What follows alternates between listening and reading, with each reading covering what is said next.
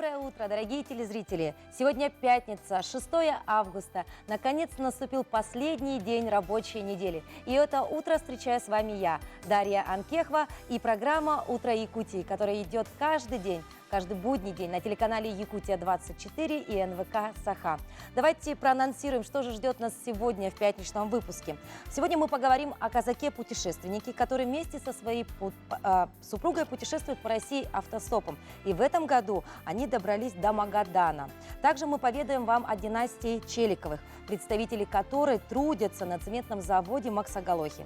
Обязательно сделаем утреннюю зарядку. А также шеф-повар Денис Мифтахов расскажет о том, как приготовить вкусный и полезный завтрак. Обязательно нас ждут встречи с интересными гостями. И, конечно, завершим мы наш пятничный эфир нашей традицией – музыкой с нашей крыши.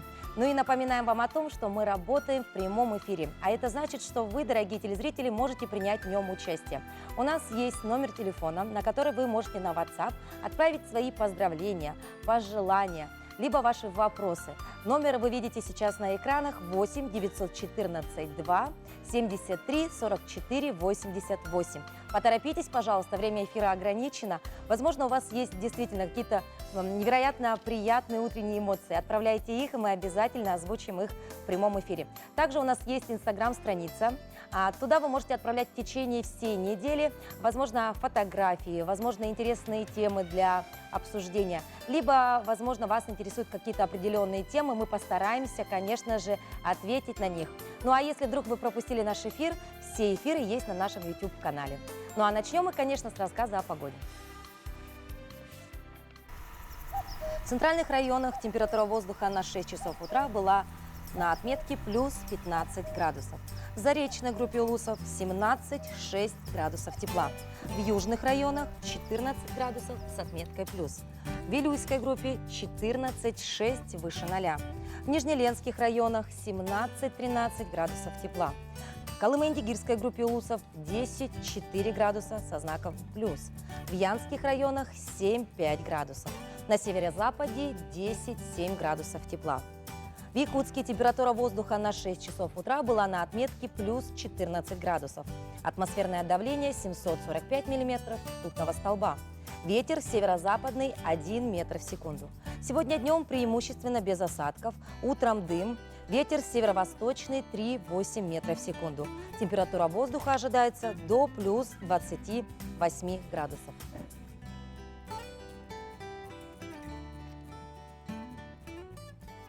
Наша информационная служба подготовила блок новостей, и мы передаем слово Марферине Алексеевой.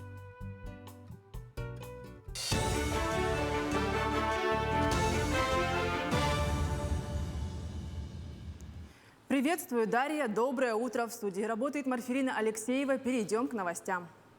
Названы самые частые проявления постковидного синдрома. Самыми частыми проявлениями оказались усталость, кашель, снижение умственной работоспособности и потеря обоняния. Переболевшие COVID-19 жалуются на различные комбинации симптомов. Среди них затрудненное дыхание или одышка, боль в груди или животе, головная боль, суставная или мышечная боль. Кроме того, у некоторых наблюдается учащенное сердцебиение, диарея, нарушение сна, панические атаки, головокружение, изменение настроения, длительные лихорадочные реакции, сыпь, выпадение волос, изменение запаха и вкуса. Более 337 миллионов на строительство и ремонт сельских учреждений культуры получит Якутия до 2024 года. Это станет возможным благодаря нацпроекту «Культура». Как сообщил министр культуры и духовного развития Якутии Юрий Куприянов, средства будут выделены из федерального бюджета. Однако на строительство и ремонты также будут выделены и республиканские средства. Так, в следующем году планируется строительство 2 домов культуры, в частности в селе Тымпы-Вилюйского района и селе Кемпендяй Сунтарского района. Капитальный ремонт запланирован в культурных заведениях 6 районов. В Амгинском улусе сенокосные работы идут в хорошем темпе. В этом году план заготовки сена составлен 32 тысячи тонн. По состоянию на 5 августа заготовлено сено 11,5 тысяч тонн, что составляет 36% от данного плана. На сегодняшний день по всему улусу задействовано 2300 человек и более 1000 звеньев, 22 мобильные бригады и около 1000 единиц трактора. На кормозаготовку план составляет силос 2800 тонн, сенаж 1500 тонн. По заготовке кормов выполнение плана планируется на 100%, а вот на заготовку сена прогнозируют на 86%. Скошено гектар 15 123 тысячи. И сегодня мы планируем в этом году от плана 86% заготовить сено. В связи в некоторых участках засуха у нас в двух поселках Алтанцы и Сатагай. В других деревнях ситуация более лучшая. На этом это вся информация. Передаю слово Дарье. Спасибо большое, Марфирина. Ну а мы продолжаем наш утренний эфир. Научно доказано, что зарядка ускоряет метаболизм.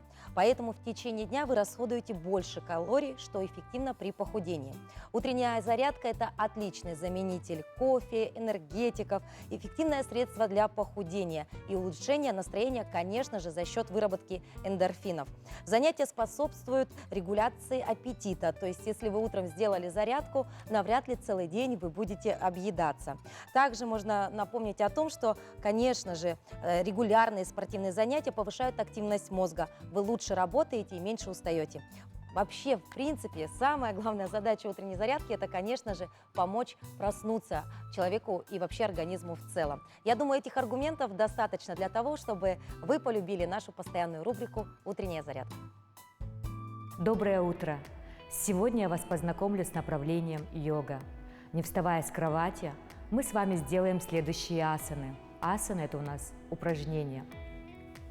Мы с вами удобно садимся, так, чтобы было бы вам комфортно. Выпрямляем нашу спину и, самое главное, мы расправляем наши плечи. Левую руку мы с вами отводим в сторону, и правая наша рука тянется в сторону. Таким образом мы вытягиваем боковые наши мышцы. Переходим в центр, опускаем руку, переходим на другую сторону, и таким образом мы с вами вытягиваем наши обе стороны. Сделайте такое количество, сколько вам комфортно. Можно сделать и 6 раз, и 8 раз, сколько вам позволяет ваше время. Теперь мы снова тянемся вверх, таким образом мы растягиваем наш позвоночник. Макушкой вытягиваемся вверх, кончики пальцев сильные. Теперь мы с вами медленно опускаемся вперед, так, чтобы разгрузить наш поясничный отдел. И самое главное, разгрузить нашу спину от напряжения. Медленно тянем на себя пальцы и позвонок за позвонком себя возвращаем. Наша спина ровная. Раскрываем наш грудной отдел. Мы с вами чувствуем, особенно после рабочего дня, как спина устает. Мы переносим руки за спину, так, чтобы пальцы смотрели вовнутрь. Раскрываем с вами мышцы грудного отдела и чакра наша сердечная. Прижимаем подбородок к гортани, плечи у нас натягиваем вовнутрь и расслабляем. Снова исходное положение, выдох. Снова мы с вами поднимаем грудной отдел, подбородок тянем к гортани. Смотрим на потолок, выдох. Теперь мы с вами возвращаемся в исходное положение, сплетаем наши руки по центру. Будем прорабатывать мышцы в области лопаток. Медленно поднимаем, опускаем. Взгляд вовнутрь, можем закрыть глаза. Делайте тоже то количество, которое вам удобно. Раскрываете, лопатки стягиваете и обязательно делайте с другой стороны для выравнивания. Снова закрываете глаза и поднимаете, опускаете. Вверх вдох, выдох. Теперь мы с вами переходим к позе дерева. Позу дерева мы можем тоже делать очень удобно в положении сидя. Руки также поднимаем вверх, плечи не поднимаем.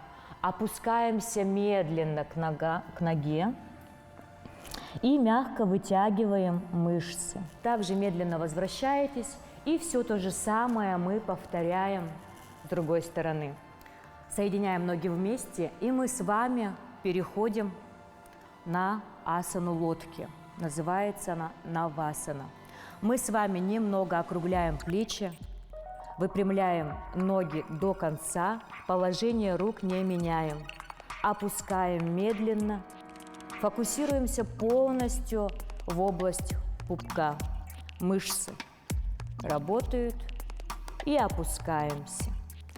Положение сидя посоха дает нам прочувствовать наш позвоночник. Теперь мы садимся в удобное положение и с вами переходим на гармонизацию женской и мужской энергии в мудре намасте. Желаю вам прекрасного дня. И самое главное – это космическая энергия. Намасте. Более 160 беременных переболели коронавирусом в Якутии за текущий год. Как оказалось, COVID-19 у беременных явление распространенное. Сегодня в инфекционном отделении перинатального центра находится 10 рожениц с подтвержденным диагнозом коронавирус. Объясняется это тем, что при беременности у женщин понижен иммунитет, конечно же, и организм наиболее восприимчив к инфекционным заболеваниям.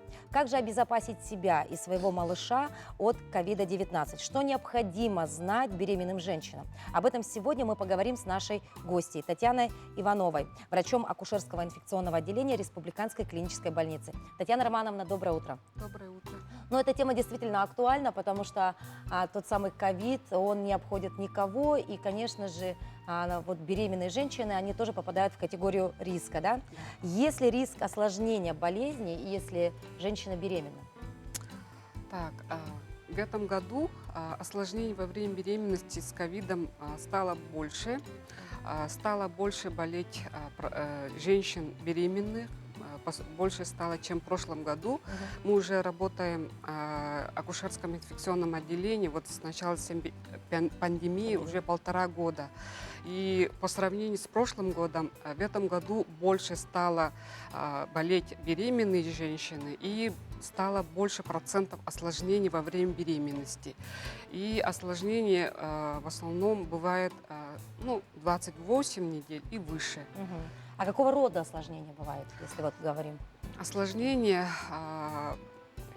сейчас, если сравнить с прошлым годом, в прошлом году пневмонии там КТ-2 там было, да, максимум. Редких случаев были КТ-3, КТ-4, а в этом году пневмонии, осложнения пневмонии более тяжело стали протекать. То есть стало больше осложнений по пневмонии. По пневмонии. Да. То есть основное осложнение это такая. Да. И сейчас у нас, оно периодически, да, то бывает мало беременных, то больше беременных. Это зависит от сезонности. Сейчас у нас состоит на утро 17 больных беременных в перинатальном центре и 20 больных беременных в пульмонологическом отделении. И плюс еще у нас беременные находятся на Губино, то есть инфекционной больнице тоже. А скажите, пожалуйста, вот как же может, какое влияние может оказать на плод вот та самая инфекция? Так, это не до конца изучено, что нету такого, что внутриутробное инфицирование плода во время с коронавирусом, да. И осложнение в основном на плод влияет как преждевременные роды, да, дети рождаются недоношенными в основном в сроке 30, 32, 33, 34 недель в основном у нас процент такой большой. Это угроза асфиксии плода, из-за этого мы берем сразу экстренно на операцию. В основном при коронавирусе беременность заканчивается в основном не естественными родами, а в основном кесарево сечение в экстренном порядке по жизненным показаниям со стороны ребенка и со стороны матери мы берем на операцию. А бывает ли такое, что женщина, переболевшая ковидом, вообще рожает, как обыкновенный, да, человек, в том плане, что нет никаких патологий, рожает в срок, или все-таки ковид в любом случае всегда имеет влияние на беременность? Так, ковид у беременных протекает по-разному. В основном осложнение идет у беременных, у которых имеются хронические заболевания легких, дыхательной системы. У них более тяжело протекает сахарным диабетом, ожирением, заболеваниями почек, печени. У них более тяжело протекает беременность, и у них заканчивается в основном преждевременными оперативными А совершенно у родами. здоровой мамочки? У совершенно здоровой женщины тоже что? Все равно, да, последствия есть? Или может протекать вообще без каких-либо, ну вот, допустим, тех же преждевременных родах? И бывает такое, да, что женщина, переболевшая Да. ковидом, все спокойно Ну, перенесла и рожает здорового ребенка. Может быть, у всех по-разному По-разному. протекает. Это не обязательно так может протекать. У Мгм. всех по-разному протекает. Мгм. Может ли женщина с ковидом кормить ребенка грудью? У нас женщины в нашем отделении после родов лежат отдельно от детей, поэтому после родов они грудью не кормят. Дети у нас находятся в изоляторе отдельно от матери, поэтому у нас такого нету, грудного скармливания нету. Если они заболели после родов в домашних условиях, да, если женщина не температурит, если она болеет ковидом легкой формы, да, тогда она может кормить ребенка. Такого противопоказаний нету. Ага. Но во время грудного скармливания она должна соблюдать гигиену, там, маску одевать, чистые руки должны быть, вот так. Ага. А через грудью коронавирус не передается. Не передается. А когда температурит женщина в более тяжелой форме, да, средней степени, желательно нельзя. Ну, тогда вот тот самый, наверное, актуальный вопрос для будущих мам, да, по поводу вакцинации. Стоит ставить, не стоит ставить? И вообще, является ли планирование беременности тем самым медотводом для будущих мамочек? Так, При планировании как? Если планирует женщина забеременеть, лучше вакцинироваться, мне кажется. Да? И вакцинированные, они более легко переносят, если даже болеют коронавирусом после вакцинации, они более легко протекает у них коронавирусная инфекция. Поэтому лучше вакцинироваться перед тем, как планировать беременность. И также во время беременности сейчас тоже можно делать вакцинацию. Вакцинация во время периода беременности Да, возможно, тоже можно, но пока у нас в Якутске такое, по-моему, я еще не встречала. Не практикуется, да? Да. А подскажите, самые главные такие советы для беременных женщин, чтобы снизить тот самый риск, потому что у нас очень много телезрительниц, которые сейчас сидят в декретном, да, отпуске, либо они планируют беременность, либо они уже в положении. Вот как обезопасить себя в такой достаточно уязвимый период времени для каждой женщины?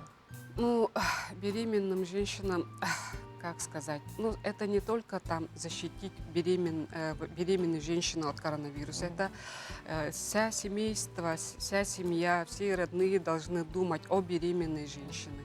Если в семье кто-то болеет, да, они должны изолироваться от беременной женщины, например, не ходить к ним в гости вот так, да. В основном сейчас беременные к нам поступают, у них семейный очаг поражения коронавирусом. В основном, по практике от мужей заражается коронавирусом. Поэтому желательно, мужья, носите маски. Когда приходите с работы домой, сразу надо мыть руки, там, да, вот так. То есть или вообще можно на 9 месяцев остаться одной, да? Муж приносит пакеты и оставляет возле двери, да? Нет, просто они должны думать о своей беременной женщине, родные тоже должны, родственники тоже должны думать о беременной женщине. Это, во-первых, чтобы не заразить, беременную женщину, да, и также беременная женщина тоже должна носить тоже, как сказать, носить маску. Да, за собой тоже гигиену, побольше гулять на свежем воздухе, не пребывать в общественных местах, где много людей. Татьяна Романовна, а вот такой еще у меня вопрос. Еще вот Ага, я конечно. заметила, что беременные на улице одевают маску, и они не закрывают нос. Вот это я у многих заметила. Надо закрывать полностью нос. Вот так полностью надо одевать маску. Ну, это ошибка И не только у беременных, да? Да, правильно одевать маску. Как минимум хотя бы, да? Да. Татьяна Романовна, а вот все-таки у вас сейчас, вот вы говорите, лежат в больнице около 18 человек, да, рожениц? Да. 17, да, женщин. Скажите, вот среди них присутствует какая-то паника, да, вот, допустим, какая-то депрессия вот от того, что они заболели коронавирусом и с ребенком? Или все-таки и женщины у нас, выросшие на севере, они достаточно закаленные и воспринимают это все очень спокойно? Или паникуют? Некоторые, конечно, паникуют, они переживают за своего ребенка, да. Некоторые спокойно, ну, по-разному влияют Реагируют, да? реагируют на инфекцию. У нас есть в перинатальном центре психолог. Когда вот женщина паникует, там, волнуется, мы всегда обращаемся к психологу, и она вот с ними разговаривает. И успокаивает. приходит в себя, да? Ну, спасибо большое, Татьяна Романовна. Я даже уверена в том, что ваша информация сегодня была полезна для многих наших телезрительниц, которые находятся в положении. И действительно, не надо паниковать, не надо переживать. Это все поправимо, это все излечимо. И, конечно же, дай Бог здоровья каждой беременной женщине. Спасибо вам. Мы желаем вам хорошего дня. Спасибо. Сегодня у нас премьера новой рубрики. Этот год в России был объявлен Годом науки и технологий. Совместно с историческим парком «Россия. Моя история» каждую пятницу мы будем рассказывать о становлении и развитии науки в Якутии. И первый рассказ будет посвящен геологам.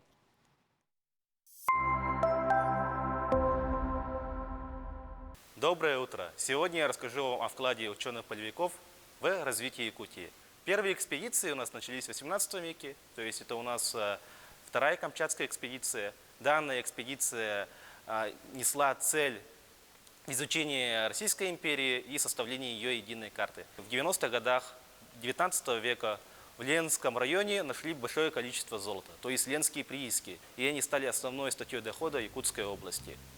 В дальнейшем такие экспедиции проводились в 1925 году, это у нас первая комплексная экспедиция. Уже в советское время по прошению якутского правительства была проведена данная экспедиция, и в ходе нее было найдено гигантское количество золота в районе хребта Черского. То есть у нас изучали бассейны реки Яна, Индигирка и Колыма. И по ходу этой экспедиции также было найдено большое количество угля в районе реки Эльга, и было выяснено то, что Якутия обладает несравнительно большими природными богатствами. В каких условиях работали ученые-геологи? Если говорить про условия проживания, конечно, были не самыми хорошими, они были довольно-таки сложными, потому что у нас, как правило, такие срубные дома использовались в тех местах, где экспедиция могла проводиться 3-4 года примерно. То есть на 1 год у нас такие срубные дома не строили. В основном люди у нас жили в палатках, а как вы знаете, в палатках жить не так уж и приятно. Довольно-таки много гнуса есть, те же самые комары, мошкара, особенно в Верхояне. Потому что у нас геологи в основном работали за Верхоянским хребтом, то есть это у нас Индигирка, Колыма и также река Яна. В основном у нас были такие вот, например, микроскопы, предназначенные для изучения минералов. Также у нас свет давали, скажем так, получали с помощью керосина, то есть использовали керосиновые лампы. Это у нас аппарат для измерения уровня. Им мы выравнивали землю с помощью, в будущем, лопат и уже начинали копать слоями. Ученые-полевики работали вдалеке от населенных пунктов, поэтому было довольно-таки опасно. И у нас было оружие для самообороны. Топили с помощью буржуек срубные дома, но все равно это было довольно-таки опасно. Потому что цивилизация далеко, в случае болезни нужно было человека обратно доставлять. Например, у нас Иван Дементьевич Черский, который изучал Колыму и смог, скажем так, добраться до пункта назначения, он умер по пути, возвращаясь обратно на Москву. И также у нас была и кинофотосъемка с помощью фотоаппарата и видеокамер, чтобы все это предоставить в отчете. И, кстати, если говорить про отчет, это самое главное, что у нас сделал ученый-полевик, то есть он составлял свой дневник, и на основе этого дневника он у нас брал и уже писал отчет. После полевых работ в течение чуть ли не всего года, до начала следующих полевых работ. Такой у нас был быт, довольно-таки тяжелый, авантюрный, поэтому геологами у нас, как правило, становились люди, которые были предрасположены к природе. Их вклад в Якутии на самом-то деле неоценим, потому что у нас благодаря ним пошло развитие в 20 веке, потому что появились новые рабочие места, и отчасти наш уровень жизни сейчас напрямую связан с их деятельностью, с их героическим подвигом.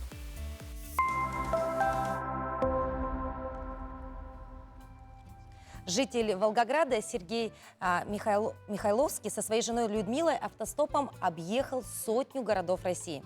На днях исполнилась их давняя мечта. Преодолев десятки тысяч километров, они смогли добраться до Магадана. На обратном пути в Якутске с путешественниками-экстремалами встретился наш корреспондент. Внимание на экран. Всем привет. Я вот он такой, хороший. Сергей Михайловский – путешественник со стажем, воронежский казак, хотя и предпочитает наземный транспорт. С Нижнего Бестяха, чтобы увидеть Якутск, переправился через реку с женой на катере. Их здесь встречают свои якутские казаки. Хорошо, все, спасибо, успеем. Честь имеем. Честь имею. Всех вам благ. Всего вам доброго. Именно страсть к путешествиям 3 года назад связала Людмилу и Сергея. Вместе они объехали уже полстраны. Поездка в Магадан, правда, далась им только с 3-го раза. То погодные условия мешали, то пандемийные ограничения.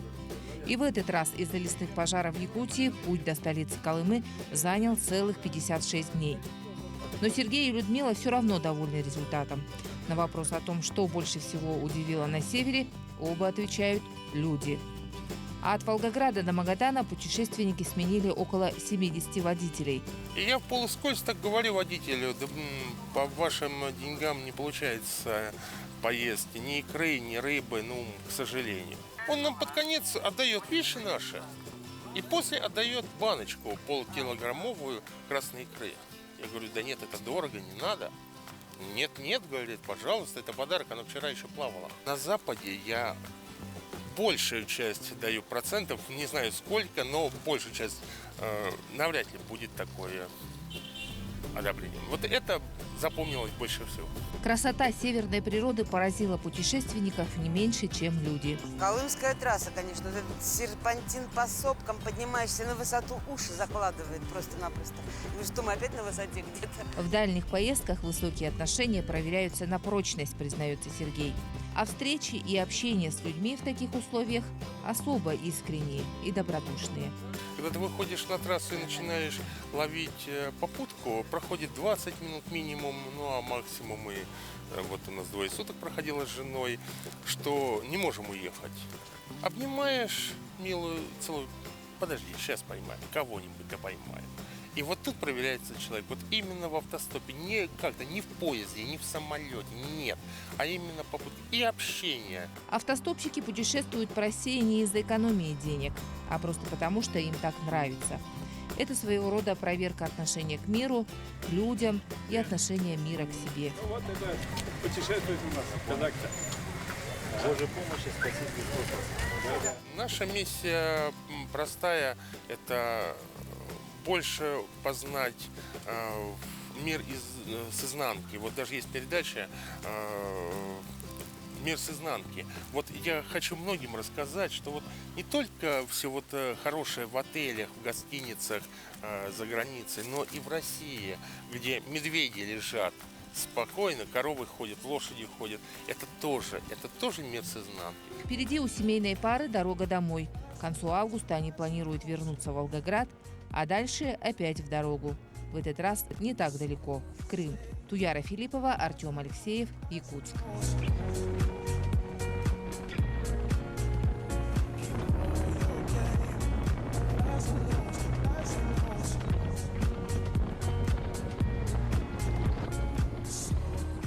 Какая замечательная семья. И как здорово, что у людей есть увлечение. Тем более такое редко вообще для нашей страны, как автостоп. Ведь не каждый отважится вот так взять, рвануть в совершенно другую точку России, понадеявшись на то, что добрые люди помогут, подвезут и не обидят даже. Поэтому, мне кажется, это такой очень позитивное настроение нам с утра именно эта семья передает. Здорово. Ну а мы движемся дальше и напоминаем вам о том, что в прямом эфире мы работаем. А это значит, что у вас есть уникальная возможность поздравить или передать привет прямо в прямом эфире на телеканале Якутия-24 и НВК Саха. Как это сделал наш телезритель. Дорогого друга Лукина Сергея Николаевича поздравляю с днем рождения. Желаю всего самого хорошего. Если вы хотите также отправить сообщение, номер телефона вы видите прямо сейчас. Это 8 914 2 73 44 88. Успевайте, у вас есть еще шанс поздравить своих близких и передать привет. Ну, а у нас самое время перейти к дайджесту новостей, который подготовила наша информационная служба. Передаю слово Марферине Алексеевой.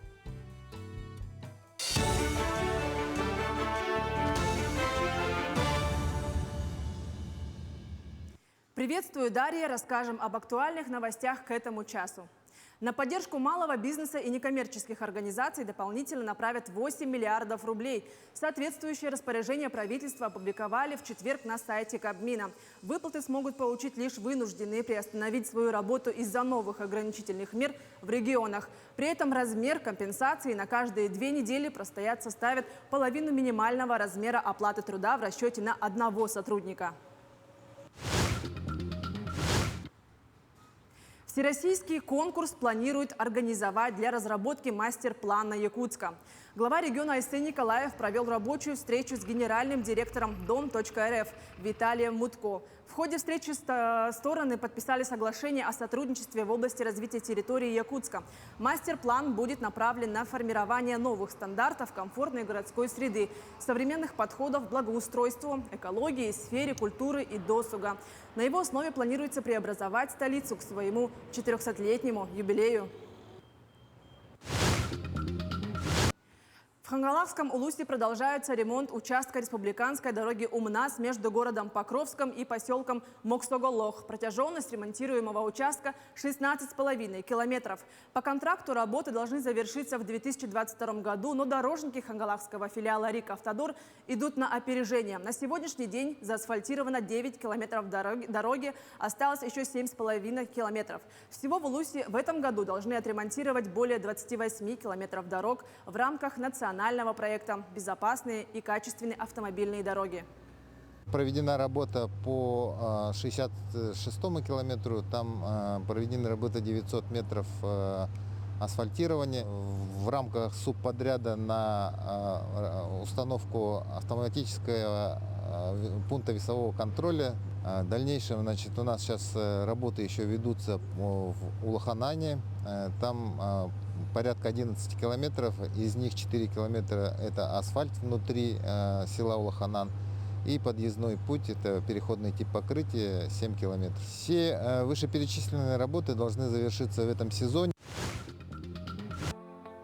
Магистрант СВФУ разработал аудиогиды по Якутску. Жители и гости столицы республики могут воспользоваться одним из 5 аудиогидов для прогулки по самым популярным туристическим маршрутам города. Их разработал магистрант Кирилл Абутов. Продукт магистранта размещен на платформе easy.travel, которой можно воспользоваться бесплатно. Кирилл создал 5 аудиокниг. «Ворота Якутска», «Уличное искусство Якутска», «Старый город», «Студенческий городок» и «Памятники архитектуры города Якутска». Скоро аудиокнигами могут воспользоваться и иностранные туристы.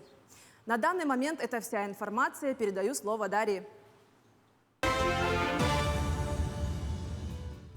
Отличные новости. И, как всегда, самое главное, что они актуальны и самые свежие на сегодняшний день. И мы благодарим за это нашу информационную службу.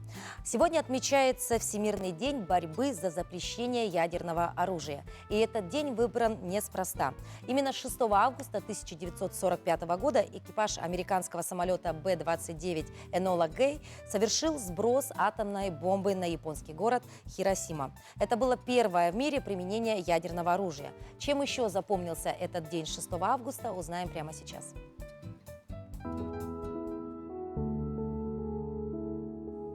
На календаре 6 августа. Сегодня отмечают Всемирный день борьбы за запрещение ядерного оружия, Международный день «Врачи мира за мир», День грибного дождя, День свежего дыхания.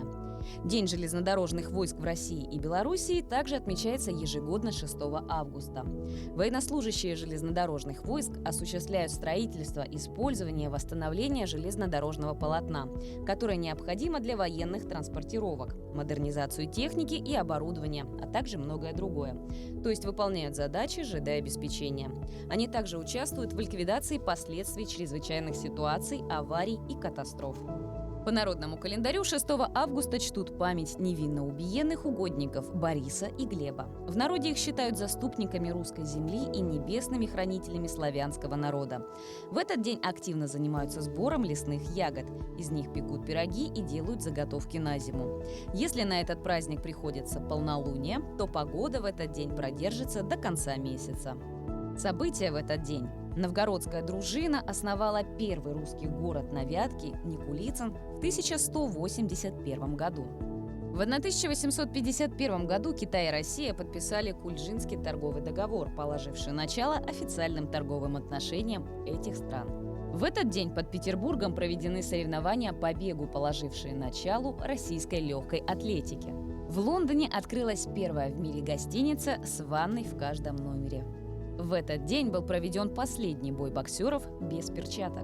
В 1905 году в Российской империи принят манифест об учреждении законосовещательной Государственной Думы. В 1914 году Австро-Венгрия объявила войну России. В этот день состоялось открытие первых всесоюзных соревнований по парашютному спорту. В 1961 году запущен космический корабль «Восток-2», который пилотировал летчик-космонавт майор Герман Титов. Вертолет Ми-12 установил мировой рекорд, подняв свыше 40 тонн полезной нагрузки на высоту 2255 метров. В этот день родились Павел Демидов, российский предприниматель, меценат и благотворитель. Аполлинарий Васнецов, русский художник, мастер исторической живописи, искусствовед, родился в 1856 году. Александр Флеминг, британский ученый-бактериолог, нобелевский лауреат. Тихон Работнов, советский и российский эколог и геоботаник, заслуженный профессор МГУ. Найт Шьямалан, американский кинорежиссер и сценарист индийского происхождения. Именины в этот день отмечают Ян, Роман, Николай, Иларион, Иван, Давид, Глеб, Борис, Афанасий, Анатолий, Кристина. Замечательные даты и события. Ну а мы переходим к следующей теме. Возможно, совсем скоро наступит знаковая дата для города Алдана, и она войдет в историю этого замечательного города. Напоминаем вам о том, что до 15 августа идет общероссийский конкурс за звание «Город трудовой доблести». Звание города трудовой доблести в истории славного Алдана станет достойным подарком к столетию якутской промышленности. Всех жителей Якутии мы призываем поддержать инициативу о присвоении Алдану высокого звания и проголосовать на сайте трудовойалдан.ру.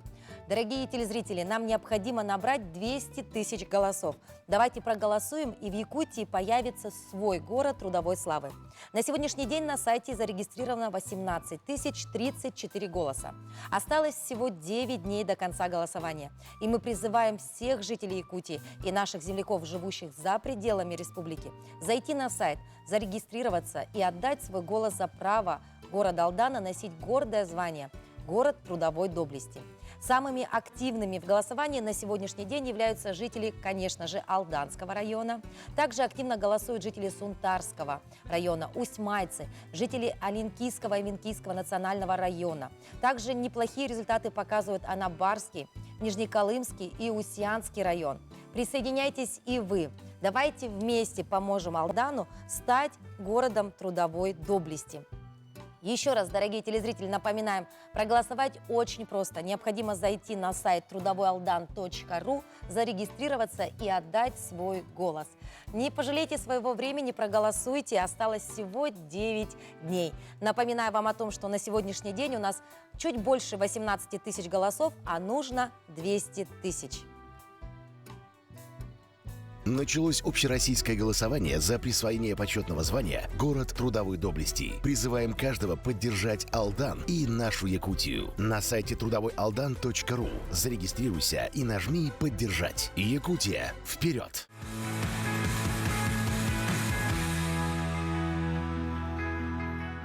Мы, молодежь арктических районов, поддерживаем обращение к якутянам алданцев.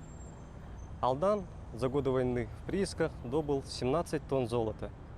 Из более чем 11 тысяч добровольцев, выехавших на передовую фронта в первые дни войны, вернулись только треть из них. Город Алдан достоин звания город трудовой доблести. Мы сплачиваемся с городом Алданом. Каждый наш голос за Алдан. Призываем каждого якутянина проголосовать за Алдан на сайте трудовойалдан.ру до 15 августа этого года.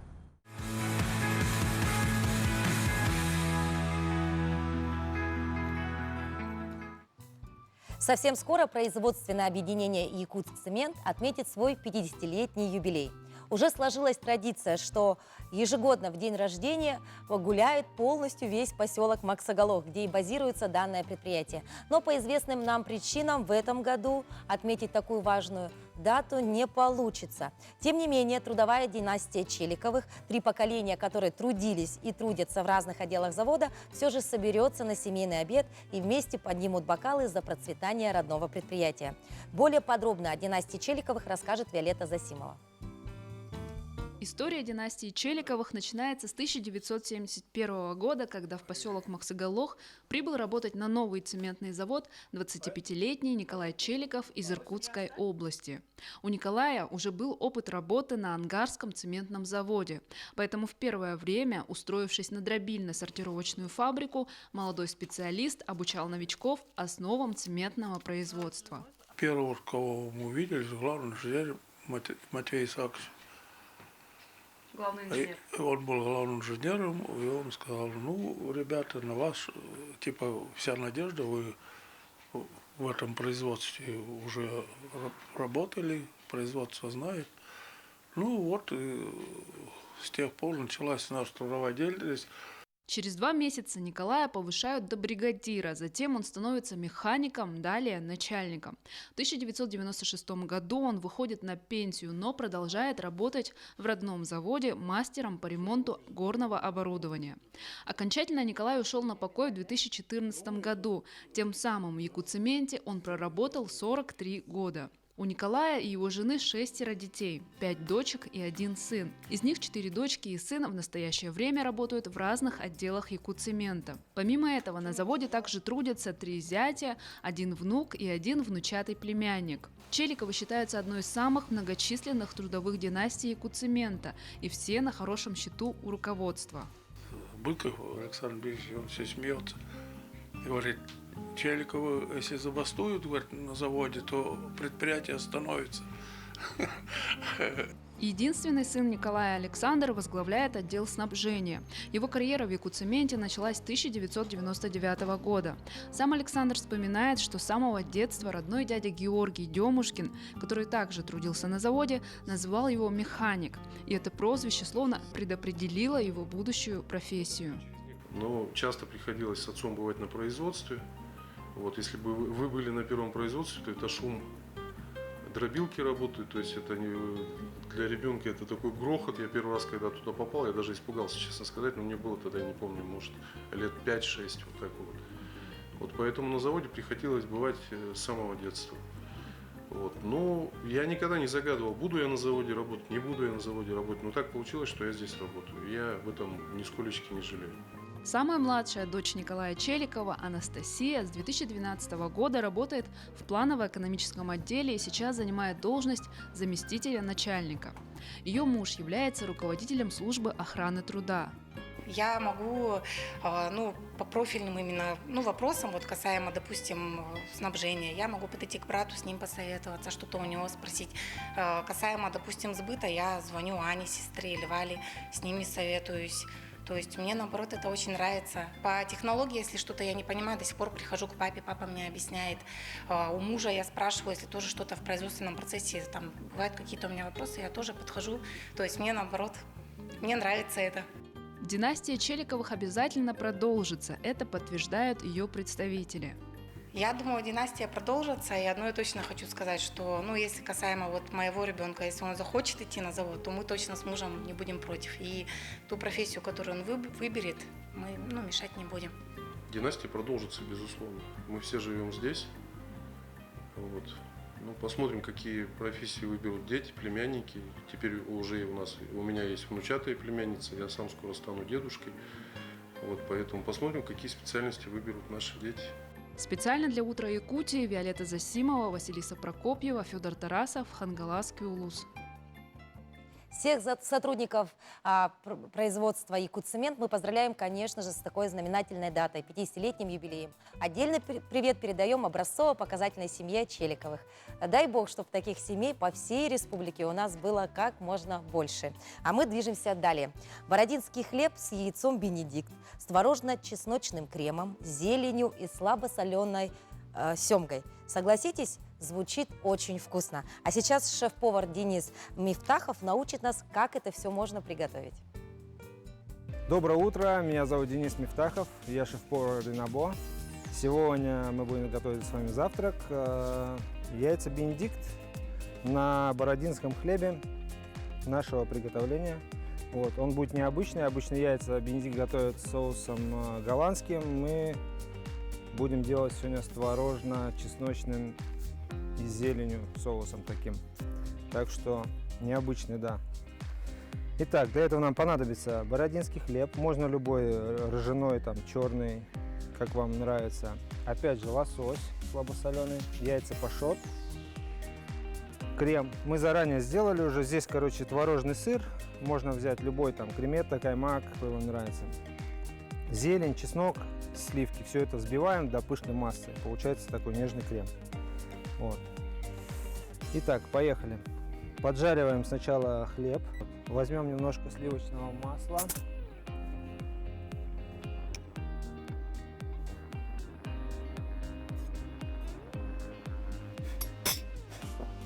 Поджариваем желательно до корочки, чтобы хрустящий был.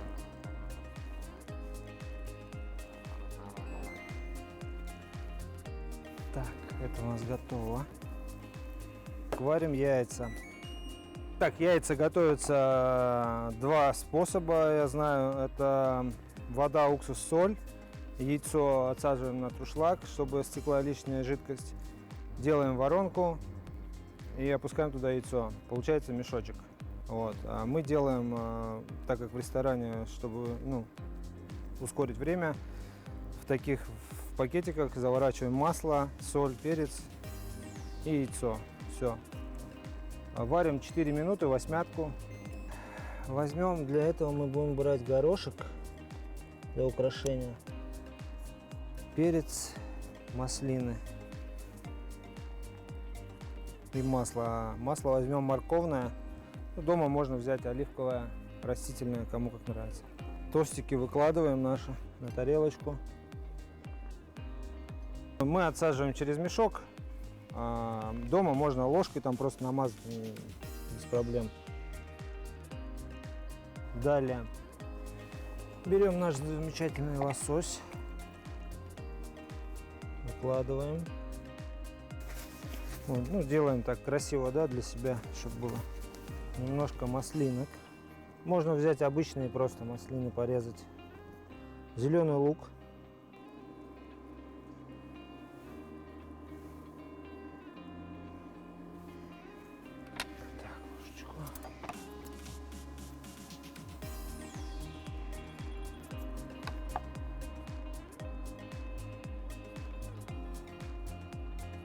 Выкладываем яйцо,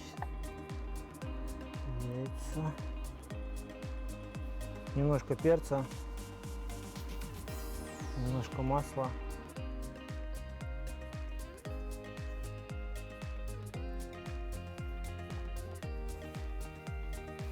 Приятного аппетита!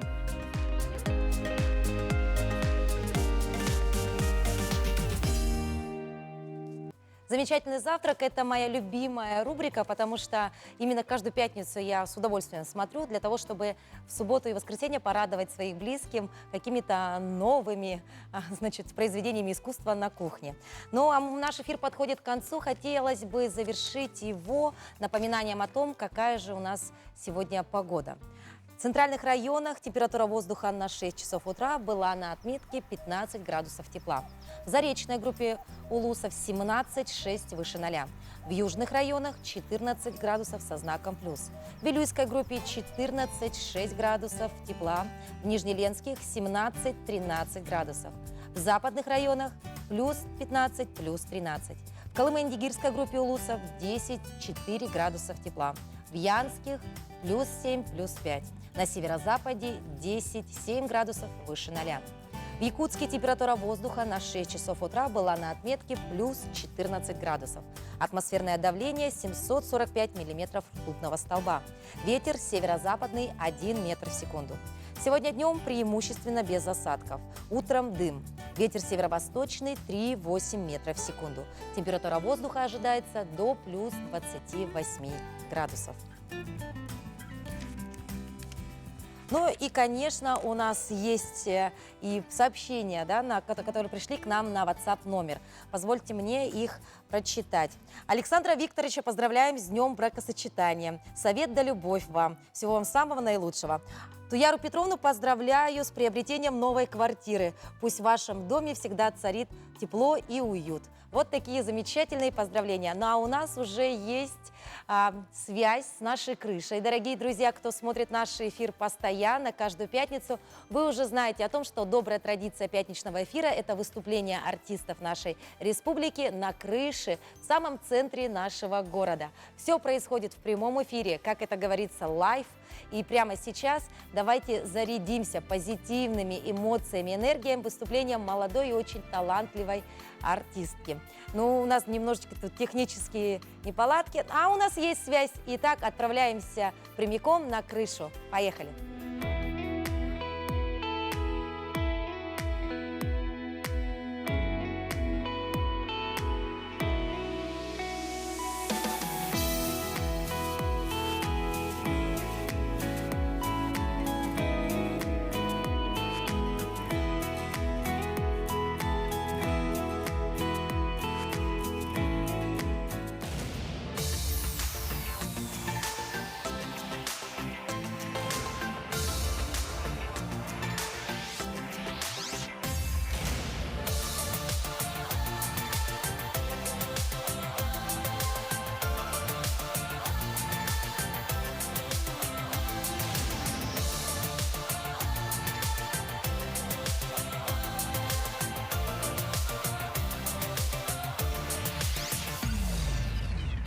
На твоих ладонях солнце,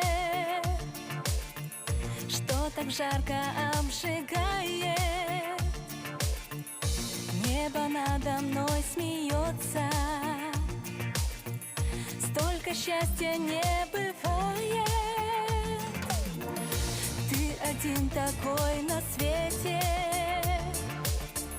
от любви твоей я таю. За тобой лечу, как ветер, в облака с тобой взлетаю. Забери меня туда, где оранжевые сны, в жарком танце до утра шепчут о любви. Забери меня туда, где всегда одна весна, зима не наступит никогда. О тебе все мои мысли и мечты мои с тобою. Ты и я под небом чистым, опьяненные любовью. Забери меня туда, где оранжевые сны, в жарком танце до утра шепчут о любви.